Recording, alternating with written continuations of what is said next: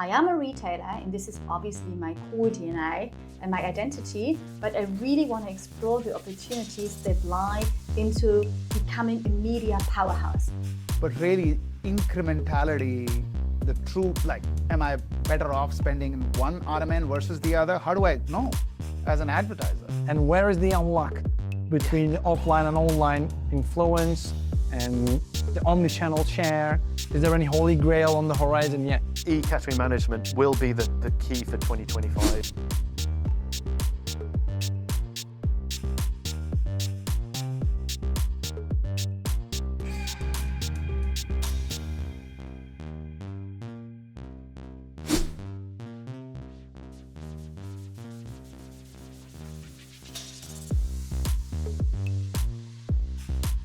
Back then it was still a baby. Perfect timing. Perfect timing. 6-month-old. So we started as a team with 4 persons with one solution, sponsored product ads in one market, Germany. Okay. And since then, it has been a very exciting journey. Yes, doing this growth trajectory. Obviously in terms of business KPIs, but obviously also in terms of scaling our marketing solutions into full funnel digital offering, scaling into 9 markets that we're in right now. And also with the team, which hopefully will hit about 50 persons next year. But in a way, the marketing media mix and who is your audience even is quite clear. Whereas here, it was really startup, right? And so for me, the cornerstone number 1 is really startup mentality, which comes with a lot of tests and learn, with a lot of fail fast and learn even faster, because obviously we didn't know everything. There was no playbook number 1, how do I scale in different markets? Playbook number 2, what is the right solution and what brings me most in 5 years? You're writing playbook as you go. Exactly. The other cornerstone for success, which comes with that, is really C-level backing as well. Because retail media is a decision that you need to take as a corporate company to say, I am a retailer and this is obviously my core DNA and my identity, but I really want to explore the opportunities that lie into becoming a media powerhouse. And that was a path, and that is still a path. I mean, we have full sponsorship from the board. We also work a lot with our C-level in the different markets, but trickling that down to the organization to really educate what is retail media about and why is it a chance and opportunity for us as a retailer, and how can it integrate and migrate on the backbone of a retail company is an ongoing journey. What kind of data do we have? Because I think at the end, the quality and the quantity of the data makes the difference. The whole difference, yeah. I mean, overall, Douglas is the number 1 omnichannel beauty destination in Europe. Nice. So we are in 22 markets. We have omnichannel operations in 22 markets. We have a CRM program called 𝗷𝗫𝗁, which has 57 million members. 57 million. 57, okay, so that's really, a big number. I think I would say it's the biggest in Europe when it comes to beauty. Yeah. Okay. So it's kind of big, and we continuously grow. So it really grows massively. And our biggest recruitment weapon for the 𝗷𝗫𝗁 is the store, right? Yes. So the store employees would ask every time the cash dies, do you want to have the 𝗷𝗫𝗁? And it comes with massive rewards. And how does it provide competitive advantage? Because I heard some of these from our podcast episode with Glenn Clark at L'Oreal. He mentioned some of the advantages they're benefiting from the relationship with Douglas and other retailers. And he also mentioned some of this, but I'd like to hear it from you because you're the architect in some of those features, I think, even with the build-up side before they offer to the brands. Yeah, I mean, based on all the data points that I just mentioned, basically, I would dare to say that there is no better provider of beauty data in Europe, right? And if you look into our CDP, we have more than 900 audiences that sit in the CDP, yeah? And we don't talk about the custom-built one that we could pull together. So this is the massive asset, actually, if a brand wants to enter a new category, for example. The third factor, which was an external one, but still is important in that whole retail media discussion, is the move into a cookieless world. Right. So the cookie is dying or is partly being dead. Gradually. And even if we all know that Google made last year a little bit of a U-turn in their communication or in their strategy, but we also all know that whether it's completely dead or whether it's an informed choice, that customers will be given. We know that we turn away from cookies. It's not the future technology anymore. And as brands have, from my point of view, even the big ones, they make big attempts, I would say, starting around 2010 to really build their own CRM database based on the big ambitions that they had also in D2C. Some of them excel to a certain point, but let's be really honest, the majority of sellout is still in retail and not in D2C, at least in Europe. Yeah? And therefore the opportunity, I mean, brands should never stop building data on their own. I think it's utterly important, and those who did that really well have a big advantage right now, the big CPGs. Nonetheless, for smaller ones, I think they must really make a good choice in that trade-off between do I invest or take in first-party data from a retailer, which is already at scale for me available, or do I do a lot of efforts and invest into building my own? And I think for mid and long tail brands, it's a clear choice from my point of view. In those markets, it's still a lot of education. And now that we launched self-service and we are in the soft launch phase, and we explicitly said we first go out to the mid and long tail of the brands who never so far had the opportunity to book retail media with us, right? So it's really smaller brands. And when we hop on a call with them to explain the platform, give them a demo, we really start with a basic question: what retail media is, what is a sponsored product ad, and how can I use it? So even there in Germany, it depends on are you at L'Oreal or work at Coty, at Shiseido, at the big beauty brands. There, the level of education is super high. They really understood how important retail media is.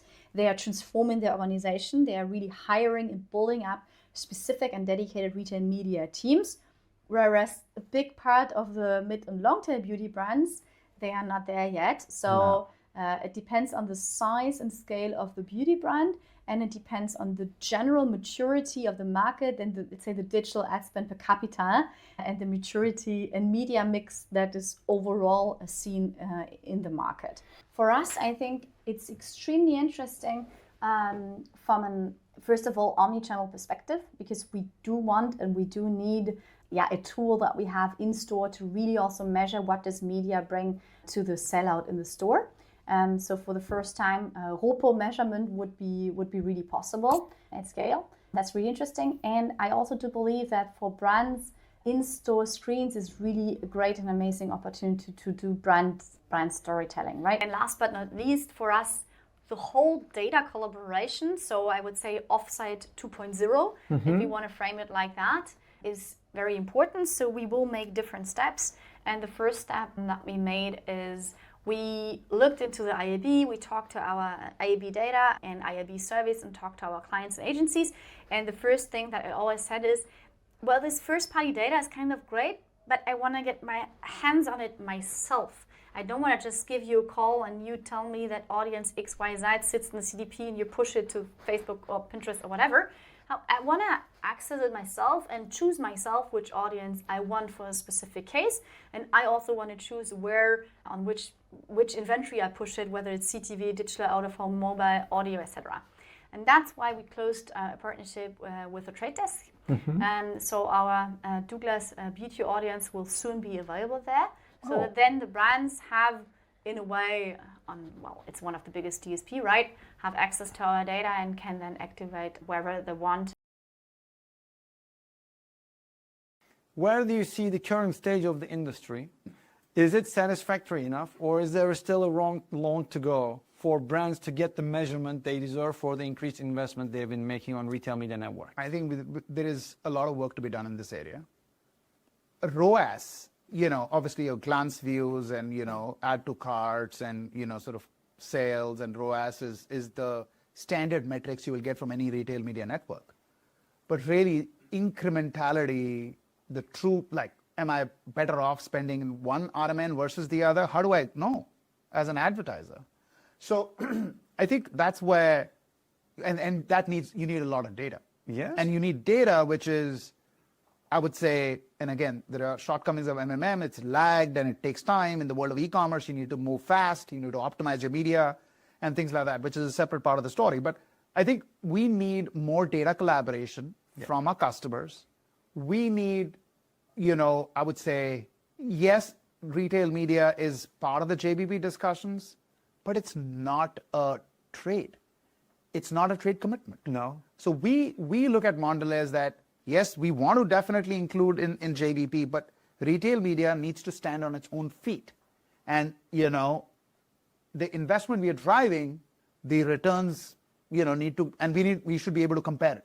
Can you walk us through what do you expect to see and what reality do you expect to happen in this relationship between CPGs and the retailers? And again, it really, I would say, we believe that the relationship needs to be both two ways, right? So, that's the reason we also do something called JVC, joint value creation. Oh, okay. Which is, I would say, while JBP focuses on a year, JVC is multi-year. So think of like a strat plan with the retailer. Yeah. At the end of the day, retailer, if you think from a retailer standpoint, what are they interested in? They want one additional item. They're not concerned about which manufacturer. They want to drive frequency, average order value, and attract new shoppers. Right. The fundamental laws of growth, right? Now, whether it's Mondelēz or somebody else, so how do you sort of make sure that you are a category captain, right? Which Mondelēz is in multiple biscuits, categories. chocolate, we are leaders. Bars, we are leaders in a lot of categories, in a lot of markets. And then how do you sort of work with the retailer and say, we want to grow the category with you, Absolutely. Right? Online, right? What are you guys doing with AI? What capabilities are on the horizon? Is there any news that you want to share with us today? Sure, there is a lot going on. Of course. We've got a team and, we are driving the AI agenda for the enterprise. I think for digital commerce, what I speak is, I think we are looking at how can AI and, homegrown AI solution, which essentially, is something which works best for us and our brands, help us build digital content at scale. So when you look at digital content, you're looking at creatives, visuals, animation, text, of course, on product display pages. How can that happen at scale? Now, I want to come a little bit on the omnichannel reality, because you mentioned digital influence sales. You mentioned the tricky nature of the offline and online. And I also agree with you. We're all at a reach where Forrester predicted that we're going to reach 70% digital influence sales around 2027. We're 2 years ahead. So how do you bring those two ecosystems in reality, in real life, in terms of CPG measurement? And where is the unlock between the offline and online influence and the omnichannel share? Is there any holy grail on the horizon yet? That's exactly the holy grail. It's what we've all been searching for, right? For years, and I know when I was brand side, I was exactly that. So I think there's multiple ways. So one of them, obviously, is working with the linking our digital shelf data to omnichannel or sales out data. So through our partnership with Circana, we are linking. We're doing exactly that for retailers where they have e-commerce data. We can then link our digital shelf data into their liquid data system, so that now you can create these great waterfall charts. So you can see exactly for the first time if I create some or run some new content, or if I increase my ratings and reviews, or if I run a sponsored search campaign, so I can see the impact on, am I getting better conversion? Am I increasing my share of page, better visibility? But ultimately, through Circana data, right, am I driving more sales? Can you give us a little bit of, I learned this phrase from Neil Arora, by the way, how the sausage is done. We call it what's running under the hood usually in the US. But can you give us a little bit of interesting examples how AI being deployed or utilized in Profitero world? Yes. Of course, this is a technological engine, but if there's any new features driven by AI, can you walk us through a little bit of what we can see? Yeah, absolutely. So I think the first thing goes back to the very beginning. I said about surfacing the insights. It's about that get stage. So we launched what we call Ask Profitero. It's our own AI chatbot, and it is simple. Like, I know that going into Profitero, there's a lot of data there. We have huge amounts of data, and sometimes you think, where do I start? But all you want to do is, look, just tell me what is driving my sales, or what is why am I losing visibility? All these kind of things. So that's what we did. We created this AI chatbot, and now, if you're a marketer and you're just interested in, what perhaps with content, where are there opportunities, where have I got compliance issues, and where have I got opportunities to improve? you can ask that question, how to get the most out of ratings and reviews. And, you know, you might have hundreds and hundreds of reviews to go through. You can create a word cloud, yeah, you can export the data, but that all takes time and they're a bit messy. Just ask Profitero, ask a question. What are the key issues, or what are the main negative issues for my brand? What are the positive issues?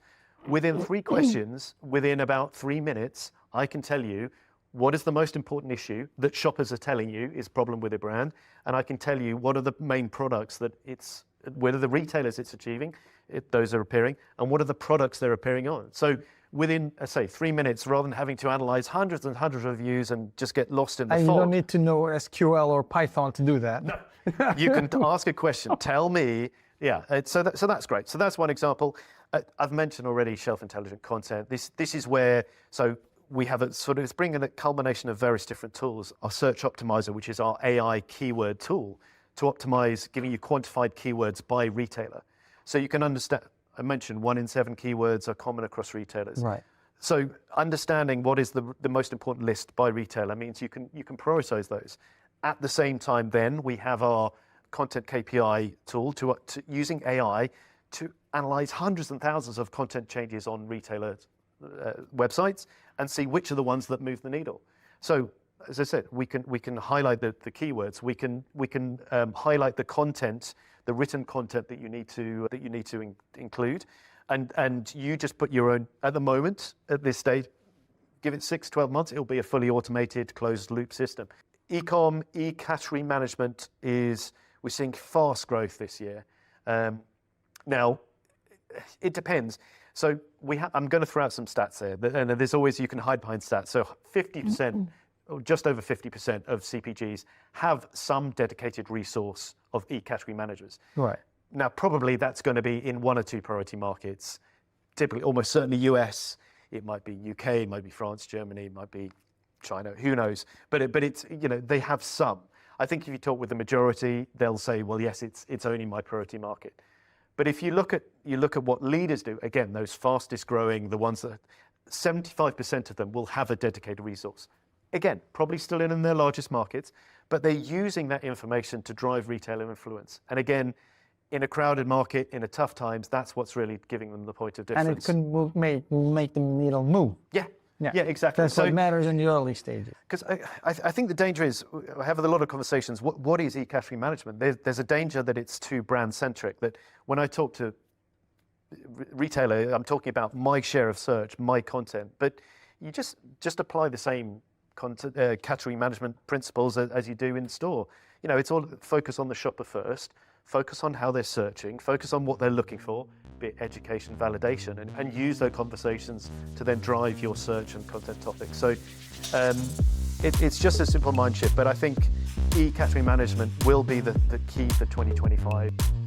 Excited to meet us at industry events next year? Scan the QR code to view the full event calendar kit.